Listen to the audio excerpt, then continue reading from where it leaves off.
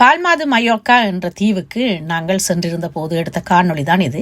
நான் அங்கு இறங்கி முதல் எடுத்த காணொளி தான் நீங்கள் பார்த்து கொண்டிருக்கிற காணொளி. பால்மாது மயோக்கான்றது ஸ்பெயின் நாட்டில் இருக்கிற ஒரு தீவு.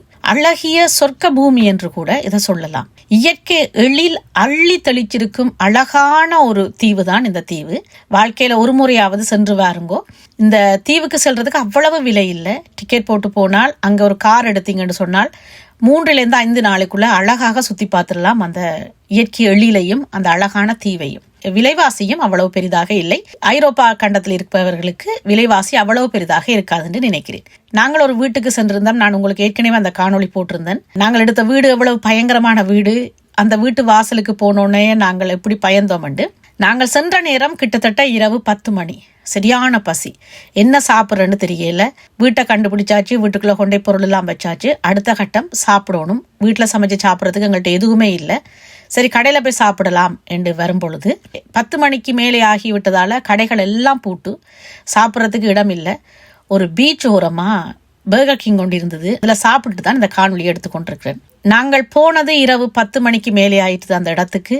இரவு, அதோட குளிர்காலம். நாங்கள் டிசம்பர் மாதம் தான் பால்மாது மயோக்காக்கு போனோம். நான் ஏற்கனவே சொன்னது போல கோடை விடுமுறைக்கு நாங்கள் வேறு நாடுகளுக்கு செல்லுவதை தவிர்த்திருக்கிறோம். காரணம் விலைதான். கோடை விடுமுறைக்கு நாங்கள் செல்வோமே ஆனால் பால்மாது மயோக்காக்கு நாங்கள் செலவழிச்ச செலவை விட 5 மடங்கு கூட செலவழிக்க வேண்டிய கட்டாயம் இருக்கிறது. வீடு 2 மடங்கு அல்லது 3 மடங்கு வாடகை அதிகமாக இருக்கும். அதோடு நாங்கள் சென்று பார்க்க விரும்பிய இடங்களில் சனம் நிறைய இருக்கும். இதையும் அழகாக சுத்தி பார்க்க முடியாது. ஆனால் கோடை விடுமுறைக்கு சென்றால் இந்த கடற்கரையெல்லாம் அழகாக ரசித்து விட்டு வரலாம். அதில் ஒரு பிரச்சனை இருக்கிறது தான். கோடை விடுமுறைக்கு செல்லாமல் குளிர்காலத்தில் சென்றால் இந்த கடற்கரைகளுக்குள்ள இறங்கி குளிக்க முடியாது, கால் நனைக்க முடியாது என்ற பிரச்சனை இருக்குது. இருந்த போதும் வேறு ஒரு கடலுக்கு நாங்கள் சென்று குளித்து விட்டு தான் வந்தோம். குளிரெண்டாலும் அந்த குளிருக்குள்ள குளிக்கக்கூடிய அளவுக்கான வெயில் எங்களுக்கு தந்திருந்ததால பிள்ளைகள் பர்கர் கிங்ல சாப்பிட்டுட்டு கடற்கரையன்ட்டு ஓடி வந்தால் சிட்டியான குளிர், பயங்கர குளிர். தண்ணி ஜில்லண்டு குளிர்ந்தோண்டு இருக்குது. பயங்கர காத்தும் அடிச்சு கொண்டிருந்தது.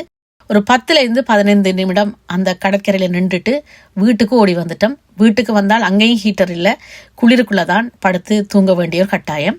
அடுத்தடுத்த காணொளிகள்ல பால்மாவில நாங்கள் கண்டுகளிச்ச விடயங்களை பற்றி சொல்றேன். அது வரைக்கும் உங்களிடம் இந்த விடைபெறுவது உங்கள் பிரியாளவன். நன்றி, வணக்கம்.